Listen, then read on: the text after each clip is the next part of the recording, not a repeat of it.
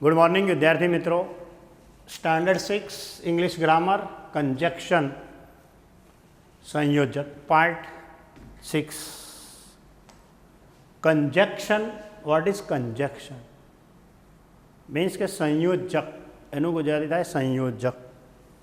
જે શબ્દ બે નાના વાક્યો ને જોડીને એક સળંગ વાક્ય બનાવે છે તે શબ્દને કંજેક્શન અંગ્રેજીમાં અથવા ગુજરાતીમાં એને સંયોજક કહેવાય છે.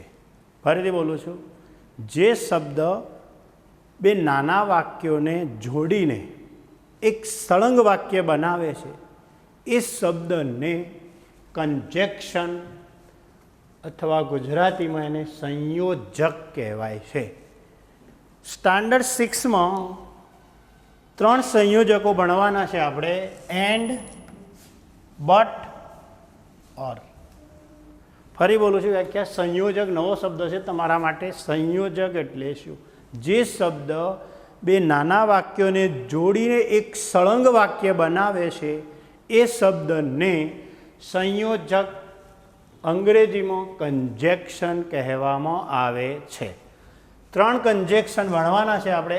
એન્ડ એટલે અને એક સરખો ભાવ જો દર્શાવતા હોય તો એન્ડ વપરાય છે. એન્ડનો મતલબ થાય છે અને. બટ પરંતુ અથવા પણ પરસ્પર વિરોધનો ભાવ દર્શાવવા, વિરોધાભાસ દર્શાવવા માટે બટ વપરાય છે. ઓર એટલે કે અથવા કે બેમાંથી ગમે તે એકની પસંદગી માટે ઓર શબ્દ વપરાય છે. ફરીથી જોઈએ, કંજેક્શન એટલે શું? વ્યાખ્યા કોઈ પરીક્ષામાં પૂછાતી નથી, ડેફિનેશન પણ એક સમજણ હોવી જોઈએ કે કંજેક્શન એટલે શું. તો જે શબ્દ બે નાના વાક્યોને જોડીને એક સળંગ વાક્ય બનાવે છે એ શબ્દને કંજેક્શન અથવા સંયોજક કહેવાય છે.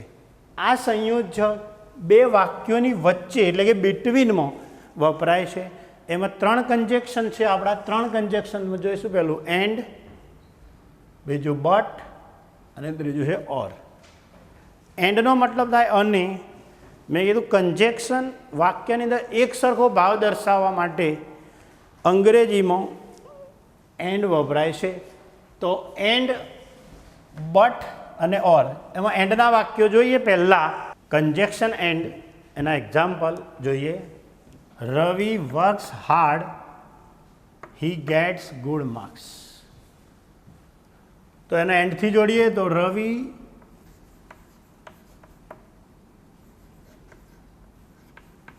Works hard and gets good marks.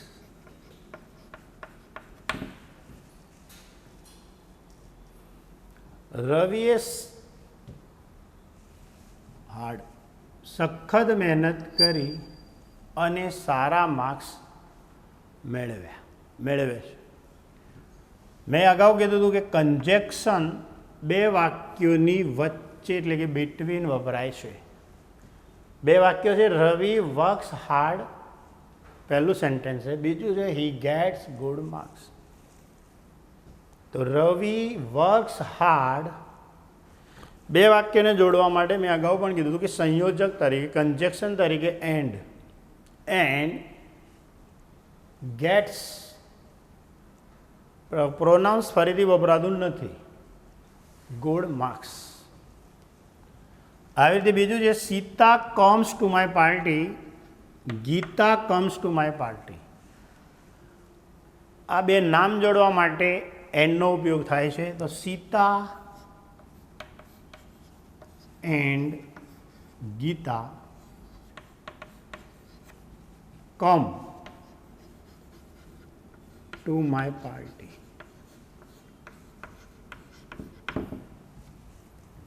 તો બે વાક્યોને જોડવા માટે, બે સર્વનામોને જોડવા માટે, બે વાક્યોને જોડવા માટે એન્ડ કંજેક્શન વપરાય છે. અહીંયા બે વાક્યોને જોડવા માટે હતું, જ્યારે અહીંયા બે નામોને જોડવા માટે અંગ્રેજીમાં કંજેક્શન વપરાય છે. Sita comes to my party પહેલું sentence is Gita comes to my party.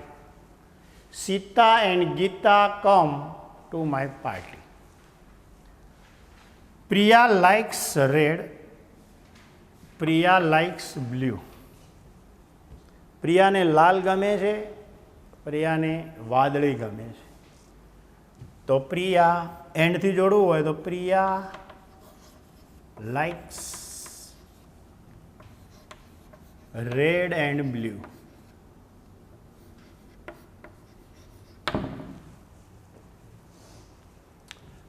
પ્રિયાને લાલ અને બ્લુ ગમે છે.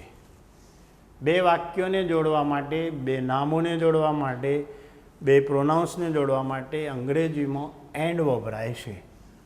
બે વાક્યોને જોડવા માટે Ravi works hard, he get good marks. Sita comes to my party, Gita comes to my party. Sita and Gita come to my party. Sita અને ગીતા મારી પાર્ટીમાં આવે છે.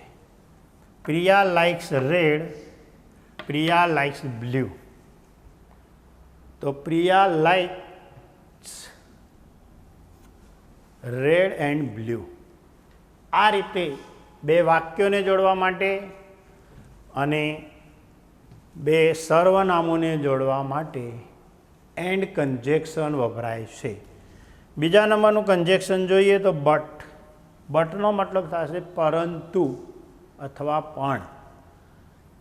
વાક્યની અંદર બે વિરોધાભાસ દર્શાવવા માટે પરસ્પર બટનો ઉપયોગ થાય છે. બટ એ વિરોધાભાસ દર્શાવે છે. Vikas is a poor, he is an honest man. તો વિકાસ એને જોડીએ તો વિકાસ ગરીબ છે, તે પ્રામાણિક માણસ છે. તો વિકાસ ઇઝ પુઅર બટ. વાક્ય જ્યારે અંદર જોડતા ત્યારે કેપિટલ નહીં. બીજું જે વાક્ય શરૂ થાય છે એ વાક્ય કેપિટલથી શરૂ થતું નથી. અહીંયા સર્વનામ છે એટલે સર્વનામ સ્મોલ થઈ જશે. પહેલો છે he is an honest main.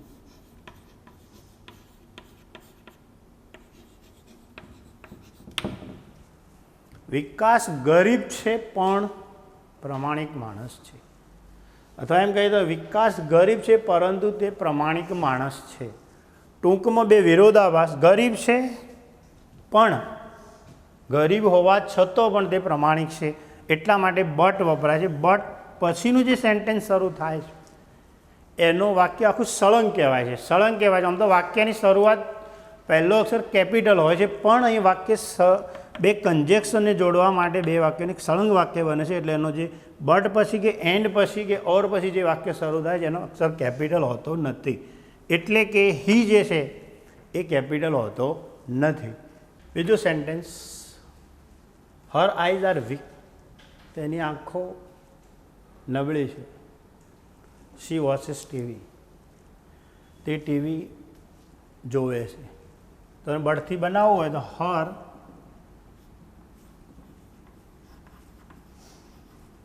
Eyes are weak.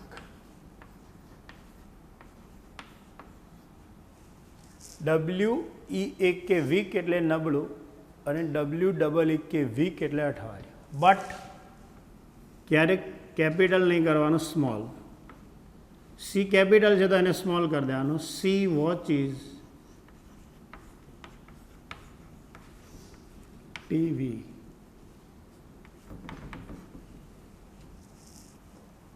તેની આંખો નબળી છે પણ તે ટીવી જોઈ શકે છે. Mister Patel is a strict. Mister Patel is kind. શ્રીમાન પટેલ કડક છે અને શ્રીમાન પટેલ માયાળુ પણ છે, દયાળુ પણ છે. તો એમનું બનાવવું હોય તો mister Patel is strict but. બીજી વાર ક્યારેય પ્રોનાઉન્સ ફેર વપરાતું નથી. એની જગ્યાએ પ્રોનાઉન્સ એટલે કે સર્વનામ જે હોય છે મિસ્ટર પટેલ સબ્જેક્ટ ક્યારેય ન વપરાય. ફરીથી બીજે એમના માટે જે પ્રોનાઉન્સ છે મિસ્ટર પટેલ એટલે પુરુષ, એમના માટે હી આવે. He is kind.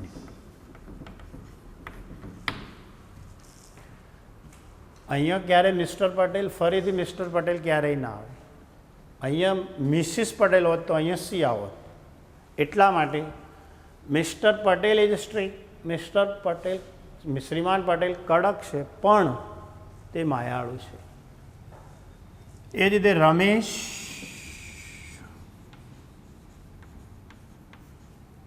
Rain fast. But ફરીથી રમેશ ના મુકાય. હી, રમેશ હીમાં આવે એટલે હી missed the bus.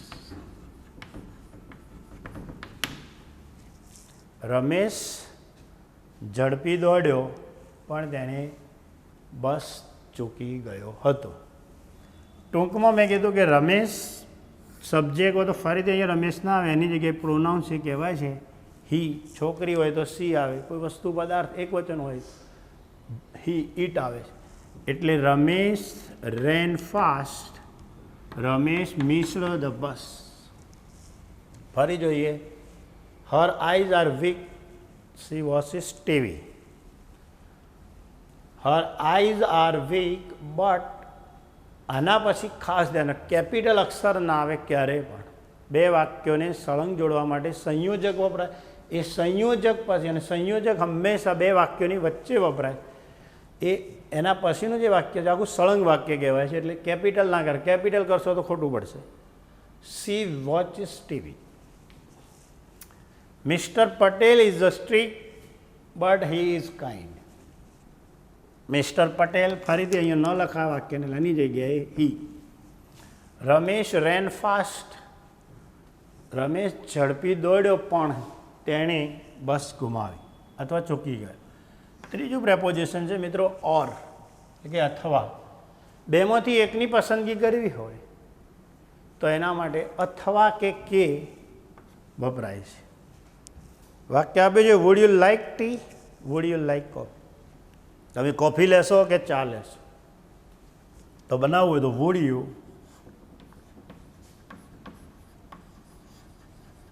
You like tea or coffee.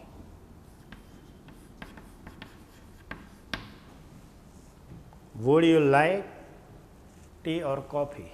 તમે ચા લેશો કે કોફી? બીજા નંબરનું સેન્ટેન્સ છે Riya can go to circus. Riya સર્કસમાં જઈ શકે છે. Riya can go to the ફેર.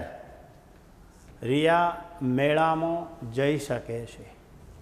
લખી શકે રિયા. બંને એકમાંથી પસંદગી કરવાની છે. Riya can go to the circus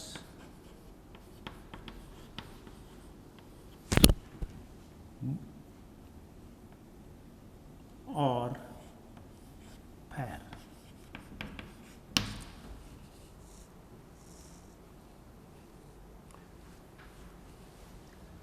Riya circus કે મેળામાં જઈ શકે છે.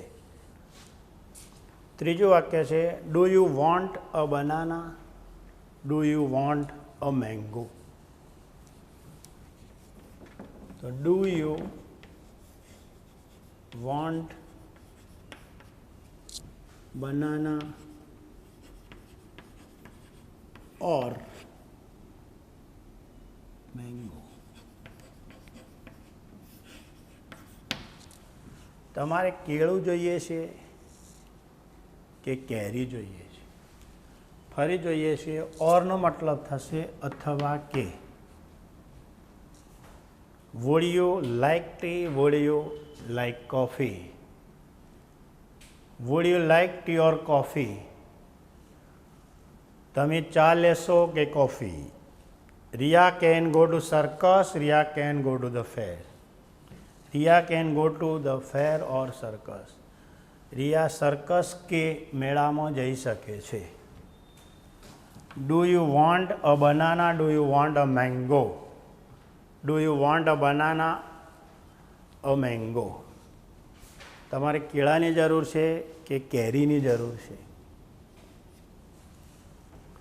તો આ કંજેક્શન ઓર, એન્ડ, બટ, ઓર. ફરીથી કંજેક્શન એટલે સંયોજક.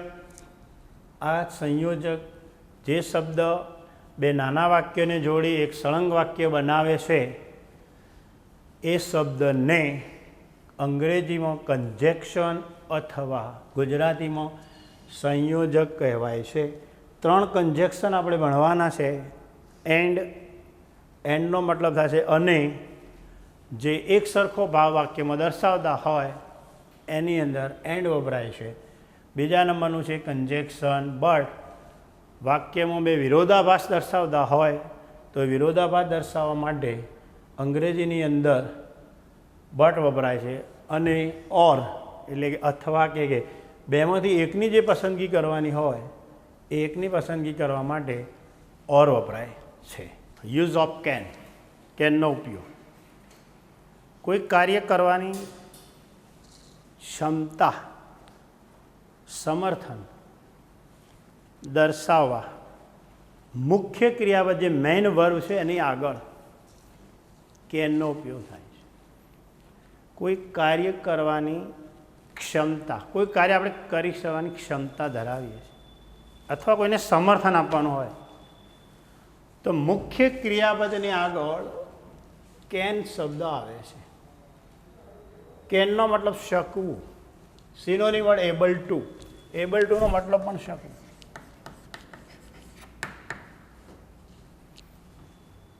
કામ કરવા માટે સક્ષમ છીએ આપણે એ દર્શાવવા અંગ્રેજીની અંદર ટૂંકમાં વાક્યની પાછળ શકવું શબ્દ વપરાય તો કેન આવે છે, એટલું યાદ રાખો.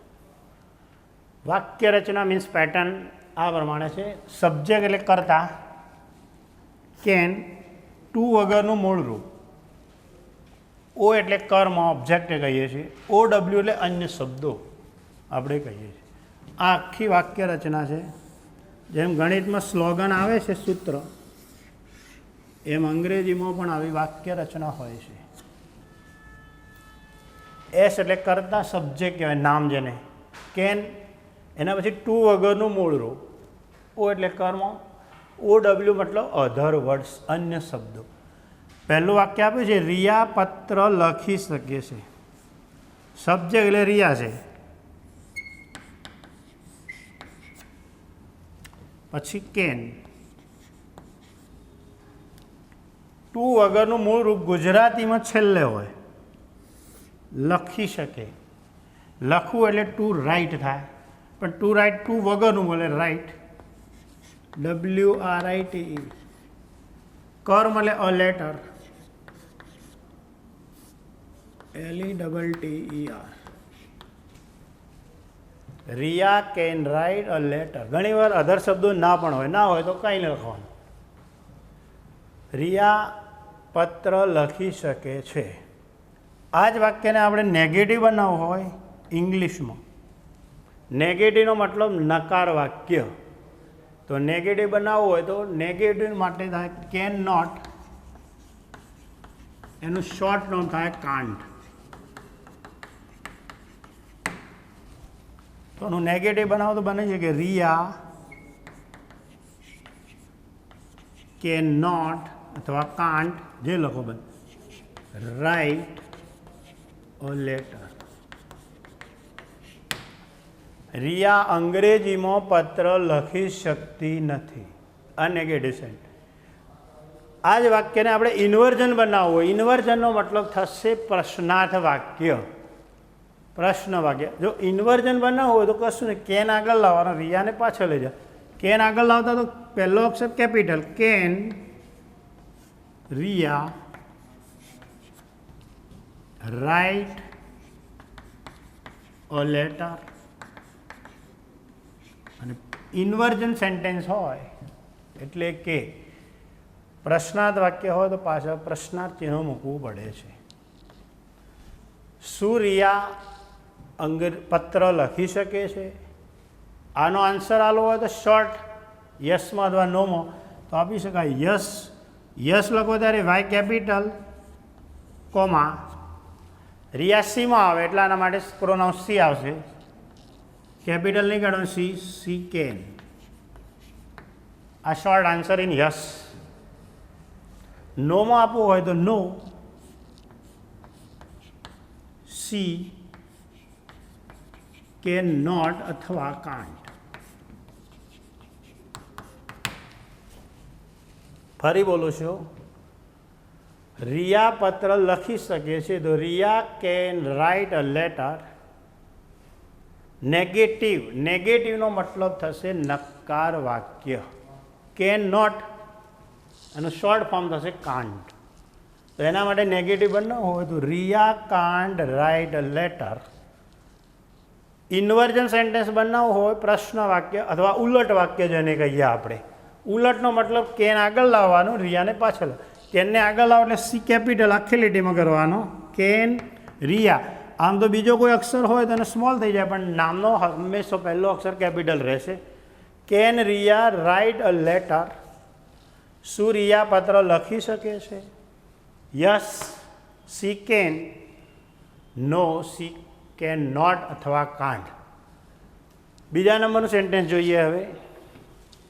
બાળકો અંગ્રેજીમાં બોલી શકે છે. તો ધ ચિલ્ડ્રન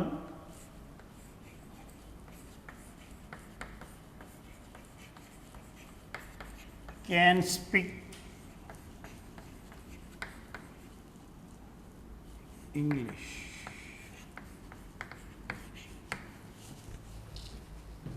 એસ એટલે કરતા, ચિલ્ડ્રન કેન ટુ વગરનું ગુજરાતીમાં બોલી શકે છે પાછળ બોલવું એટલે ટુ સ્પીક. ટુ ના મૂકા સ્પીક અને ઓબ્જેક્ટ એટલે કર્મ English. The children can speak English.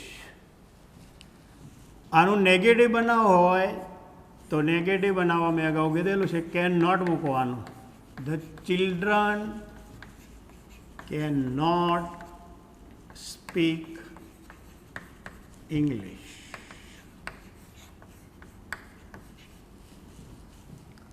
આ જ વાક્યને તમારે ઇન્વર્જન કરવું હોય, મીન્સ ઉલટ વાક્ય કરવું. ઉલટનો મતલબ ઉલટાવવાનું, કેનને આગળ લાવવાનું. ઘણા ઉલટ શબ્દ હોય એટલે ખબર નહીં પડતી શું થાય. ઉલટ એટલે કેન આગળ લાવવાનું, ધ ચિલ્ડ્રન પાછળ લઈ જવાનું. ધ એનો કેપિટલ છે તો સ્મોલ થશે. The children speak English.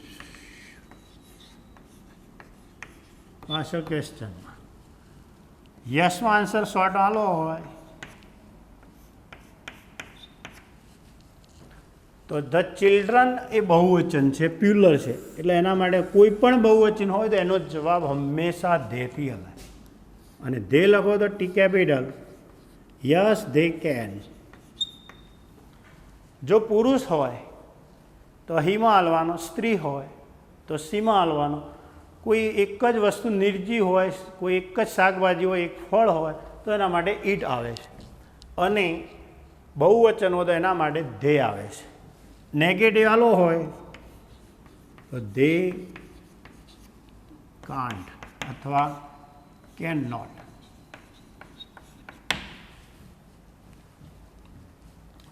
આ જ વાક્યને આપણે હુથી બનાવવું હોય તો એકદમ હુનો મતલબ કોણ.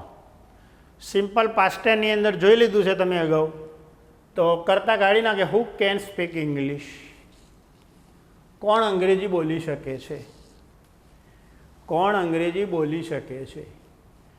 અથવા વોટથી બનાવો તો what can the children, what can the children speak. બાળકો શું બોલી શકે છે? હુનો મતલબ કોણ, વોટ એટલે શું. આ રીતે થતું હોય છે. પહેલું જોવું તો હુ વડે. Who can speak English.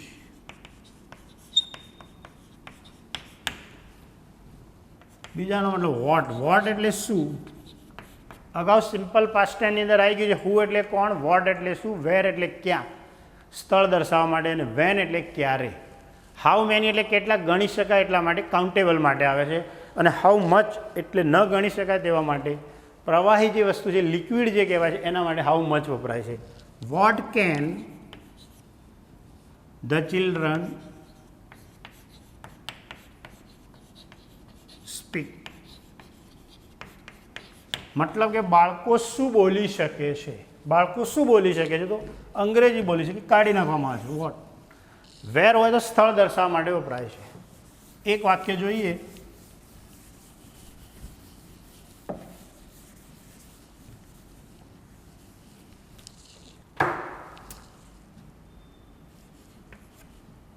Nimesh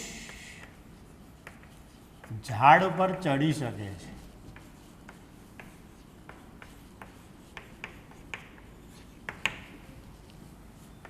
તો નિમેશ કેન ક્લાઇમ્બ. ક્લાઇમ્બ એટલે ચડવું. On the tree. આ જ વાક્યને નેગેટિવ કરવું હોય, નેગેટિવ મતલબ નકાર વાક્ય, તો Nimesh can not climb on the tree. એ જ રીતે ઇન્વર્જન કરવું હોય, ઇન્વર્જનનો મતલબ કેન આગળ લાવવાનું. નિમેશ નામ છે એટલે એનો અક્ષર કેપિટલ રહેશે. Nimesh climb on the tree. યસમાં જવાબ આપીશું. નિમેશ હી આવે એટલે હી કેન. નોમાં આલું હોય તો નો, હી કેન નોટ. આ જ વાક્યને આપણે WHમાં બનાવવું હોય તો ઝાડ ઉપર કોણ ચડી શકે છે? તો who can climb on the tree. ઝાડ ઉપર કોણ ચડી શકે છે? વેરથી બનાવવું હોય, આ વેરથી બનશે. નિમેશ ક્યાં ચડી શકે છે?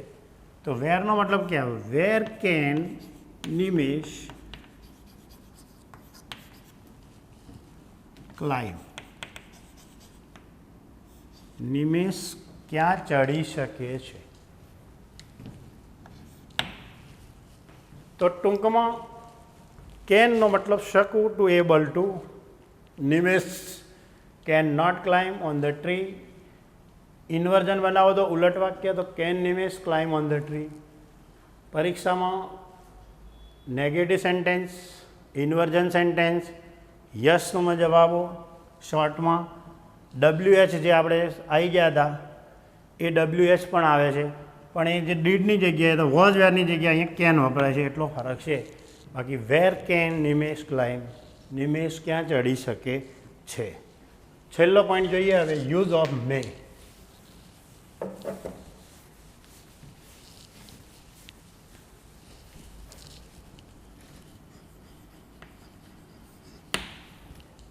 ઘણીવાર આપણે બોલતા હોય છે મે આઈ કમ ઇન સર. મે છે પરવાનગી માટે, શુભેચ્છા માટે અને સંભાવના દર્શાવવા માટે. અંગ્રેજીની અંદર મે શબ્દ વપરાય છે પરવાનગી માટે, ગીવ ટુ પરમિશન, સંભાવના અને શુભેચ્છા દર્શાવવા માટે પણ કેન વપરાય છે. એની વાક્ય રચના જોઈએ તો પહેલું મે આવશે પ્લસ કરતા, ટુ વગરનું ક્રિયાપદનું રૂપ,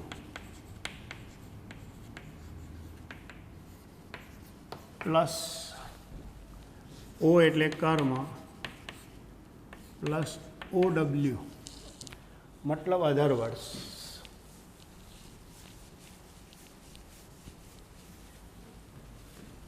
અન્ય શબ્દો, પ્લસ ક્વેશ્ચન માર્ક. આ રીતે આખી પેટર્ન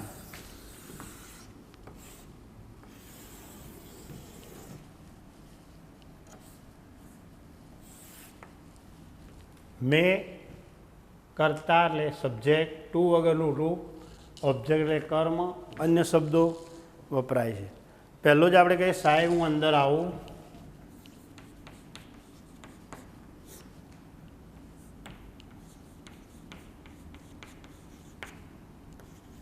સાહેબ હું અંદર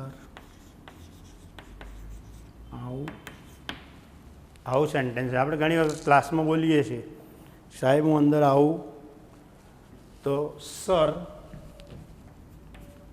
પહેલો અક્ષર કેપિટલ, કોમા, જો વાક્યની શરૂઆત મેથી થતી હોય, ઘણી વખત સર પાછળ હું આવું અંદર સાહેબ, તો મેં કેપિટલ કરવાનું. આઈ કમ ઇન, પાછળ પ્રશ્નાર્થ છે. હું તમારું બાઇક ચલાવું પપ્પા,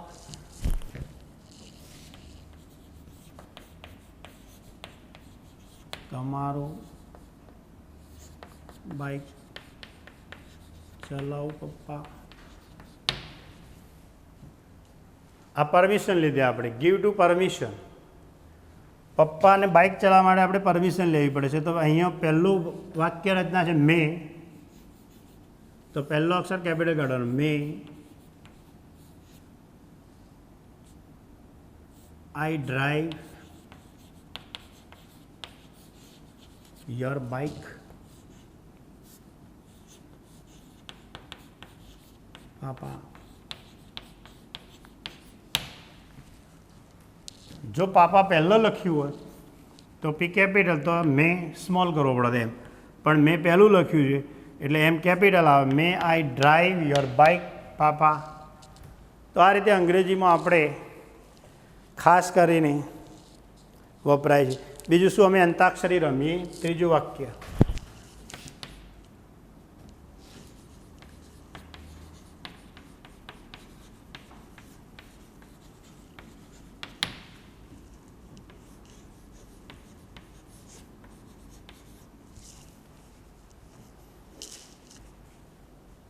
પ્લે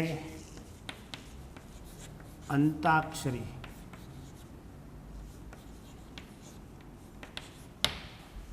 આ રીતે પરમિશન માટે વપરાતું હોય છે. આનો જવાબ આપવો હોય તો આપી શકાય યસ યુ મે, નોમાં આલો તો નો, યુ મે નોટ. આ રીતે પરમિશન માટે આ મેનો ઉપયોગ થાય છે. બીજા નંબરનો ઉપયોગ હતો શુભેચ્છા દર્શાવવા માટે અથવા સંભાવના બતાવવા માટે. તો સંભાવના બતાવવા માટે જોઈએ આપણે, સંભાવના એટલે શક્યતાઓ છે એટલા માટે જોઈએ. લગભગ વરસાદ આવશે, લગભગ વરસાદ આવશે, આવશે એટલે સંભાવના બતાવે છે. તો ઇટ મે,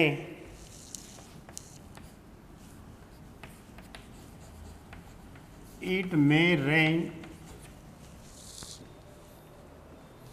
perhaps,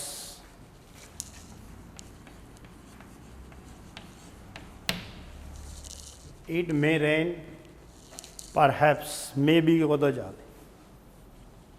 પપ્પા, બીજા નંબરનું વાક્ય, પપ્પા રવિવારે આવે પણ ખરા.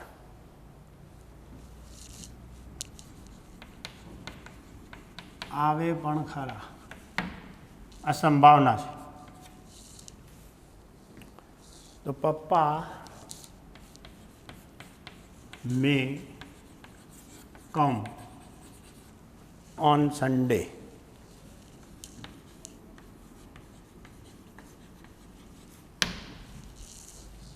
આ સંભાવના દર્શાવવા માટે ઇંગ્લિશમાં મે, અહીંયા જે હતા વાક્યો એ પરવાનગી માટે વપરાતા હતા.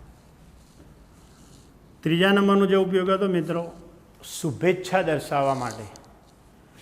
શુભેચ્છા એટલે કોઈને ભગવાન તારું ભલું કરે, ભગવાન તારું ભલું કરે. તો ગોડ મે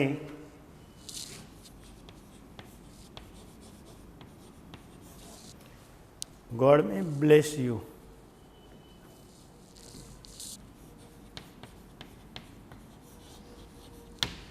ટૂંકમાં યુઝ ઓફ મે 3 માટે વપરાય છે યુઝ. પરવાનગી માટે, સંભાવના દર્શાવવા માટે અને શુભેચ્છા દર્શાવવા માટે વપરાય છે. તો અહીંયા ગ્રામરનો પોઈન્ટ પૂરો થાય છે.